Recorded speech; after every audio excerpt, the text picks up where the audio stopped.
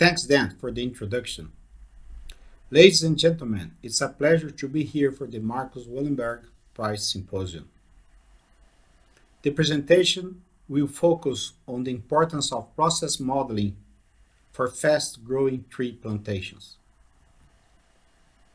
The goal is to show how foresters moved from simpler empirical model that predict wood growth to more elaborated hybrid model that describe the process that produce wood growth beside the other tree compartments, and the use of natural resources to do so, like water, light, and nutrient.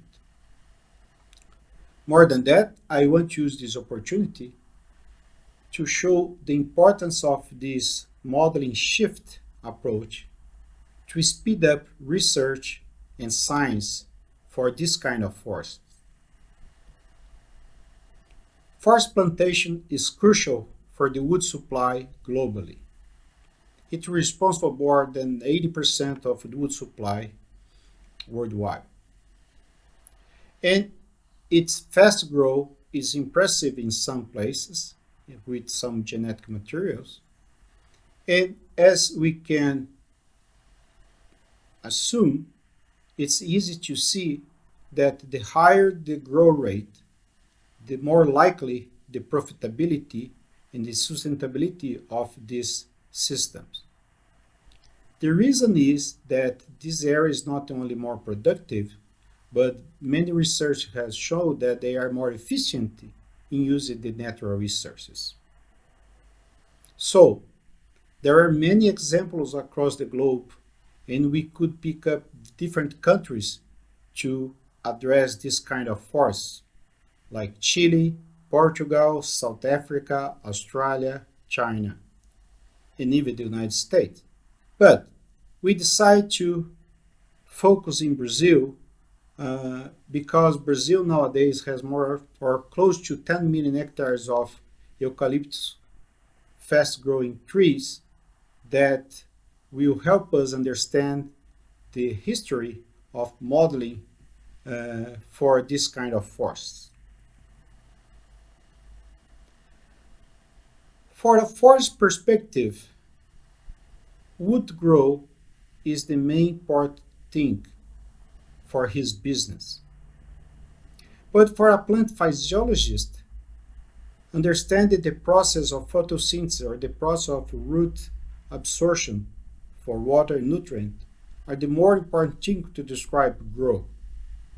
So, what is the way to do so? What is the way to approach wood growth in our reality? Well, it depends. In the very beginning of Brazilian forest development in the 40s, 50s, 60s, there was not a lot of science to be used for process-based model. So, for that reason and other that I will explain, empirical stem growth was the one chosen.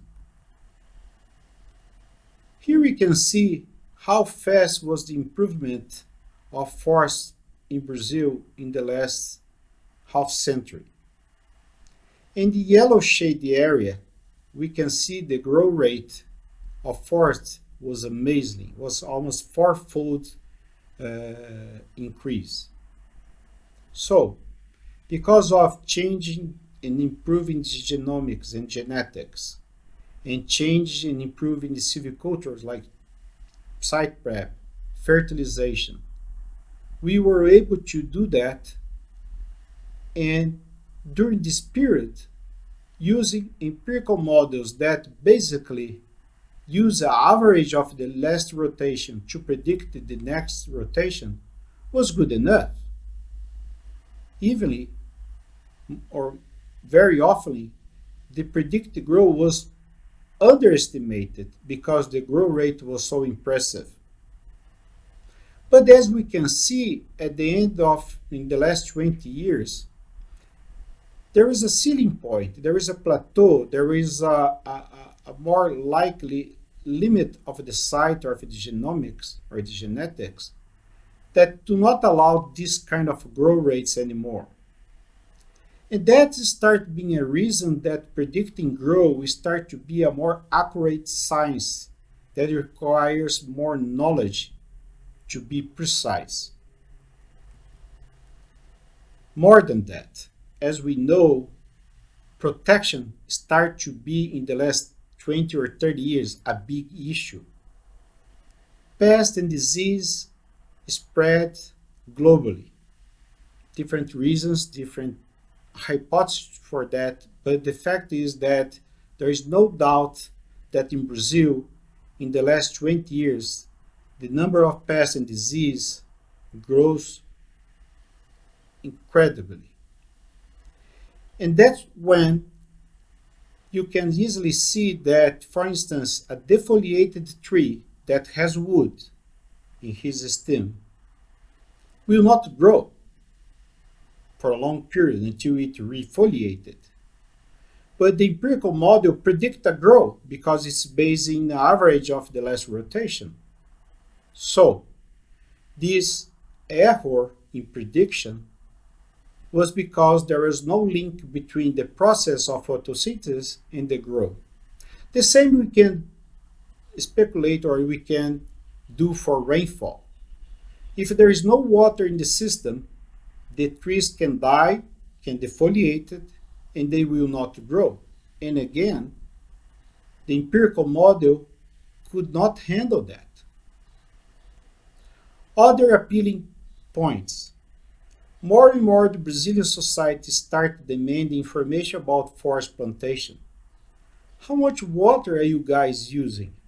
How much nutrient are you uptaking from the soil? And from a lot of these questions, there was no answer because the empirical model was not related with any kind of natural resource use. And to get things worse, there is a lot of shortened rotations. I mean, increased the growth of the trees led to decrease the harvesting age. And when you have a short period of time, any disturbance by pest and disease or by water deficit or by any other kind of anomaly will cause a big effect on your final production. So, that's when hybrid model start being seen as alternative to the typical empirical model. Being more process-based in general was associated or being more complex or impossible to be understood or impossible to be calibrated. And that's when people like Joe Landsberg and Richard Warren help a lot describing a model or developing a model like 3PG that lumped together complex concepts of physiology in a way that foresters like us could understand and use it on the benefits or better prediction and better understanding of forest growth. But this kind of modeling for sure would require adequate calibration, or mean adequate and robust design to collect data and test hypotheses about how this process works. That's how all begins. And that's how it starts shifting science. How come? So, to develop a system or to improve a model or to calibrate or parameterize a model based on process, we would start to need a different approach of science to measure not only diameter and height, but other process that is related with the tree growth, like allocation, for instance, root development, the effect of herbivory, and others. And the second point is these fast-growing trees are in different environments and they are changed very quickly. Every 5, 7 years, you have a new plantation. And how we are going to deal with all these new calibrations we need for the next generations? Let's take the first question. And that I was lucky enough in 1999 to start my PhD with Dan Binkley and Mike Ryan at Colorado State University. And that's when we start thinking about forests, not just about tree growth, but also about the process that leads to this tree growth. Dan and Mike had already doing research in eucalyptus in Hawaii, and bringing this thinking to Brazil was a success. We were able in 2 years, manipulating water and nutrient, figure out how wood grow increase, and is completely different from our expectation. We expected that more water in the system will lead to more leaf area index and more growth. Quite the opposite. More water in the system leads to more efficient in using light and shifting allocation, and a very small portion to a little bit more leaves. And that's opened our eyes that this kind of study was essential to understand forest growth. At the same time, in other parts of Brazil, our colleagues was studying root development at one site with the same approach to be used to collect data to be used in forest modeling. But both studies was just located in one site. And given the good results, we were able to get together from 2001 to 2010 a group of 8 companies with many researchers and even university to test this water manipulation across Brazil landscape with different clones in 8 different sites. The results was amazing, and more people get engaged and want to learn how that works and how we could better model the growth of our forests. And then come the second project, TEX, where we were able to get together 36 sites with more than 24 companies, a lot of university students, to keeping addressing the effect of the landscape, the effect of water in the growth of different genotypes in different landscapes. All this research led us with a very good knowledge about eucalyptus growth in Brazil, the main effects and the way it responds to environment. And that was crucial to extrapolate the growth to other sites that was never tested. What was amazing for people from company that deal with exploring opportunities across Brazil to locate new mills, new forests, or even shifting the land base of the company. An example is this, where you can take different regions of Brazil, run different rainfall regimes, and with your calibrate process-based model for your specific clone, you can get different values for your yield. And that will tell you where your forest will die, where your forest will grow a little bit, or your forest will grow a lot. And that, as you can pick up, has a very good or a very important result for companies' investment. But let's get back now to the second question. If the company plant every year in different locations, new locations, different clones, different environments with different weeds, different pests, how we can handle modeling, process-based modeling that requires so much information or parameters. And for this, I will pick up the example of Suzano company, where the approach or the strategy was to install a network of 20 sites across the company, and each site not only water manipulation, but clonal manipulation, nutrition manipulation, space manipulation, weed control manipulation, and site prep manipulation. What's that for? To really provide insights about how forests respond to these different ecological features. It's important to highlight that this network used only 200 hectares across 2 years of installation. Only because during 2 years the company has planted more than 160,000 hectares. So, with a very small amount of land but well planned, we could address very important issues. As example, we were able to capture the G/E effect, and which clone is more sensitive to temperature or to water. We were able to capture, for the first time, the pests that occur across the company and their effect on the growth of the trees, herbivory. That was a kind of very difficult parameter to be used in modeling.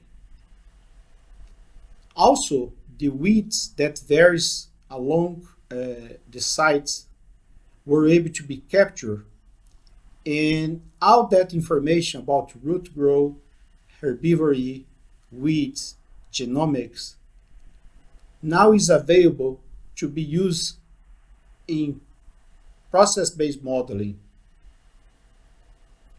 in a way to improve it, but for the company perspective, because that's what matters for this specific case as Suzano.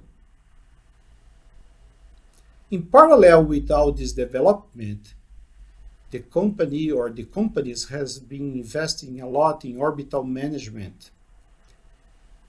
And it's important to show that the main use of orbital management is not only right away for operational purpose, but mainly for the long-term approach with process-based modeling.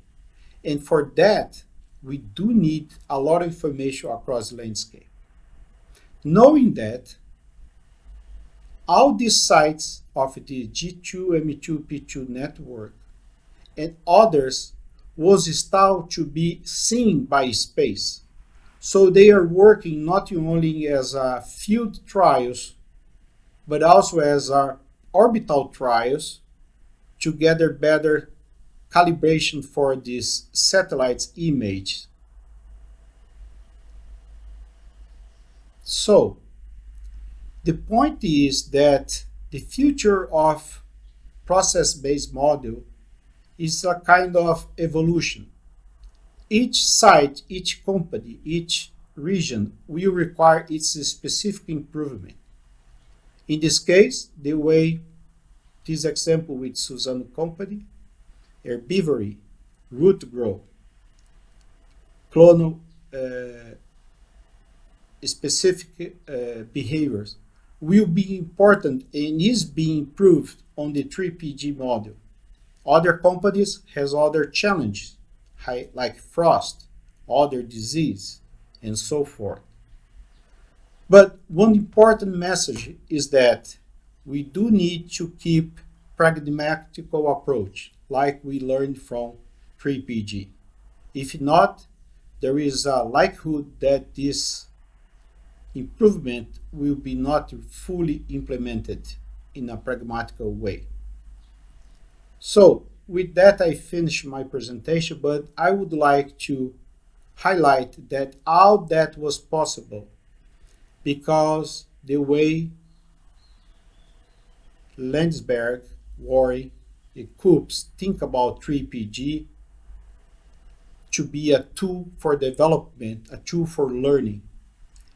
And if it was not that, it was not the open source of 3PG, probably I was not going to be here today talk about this amazing development of science in Brazil. Thank you.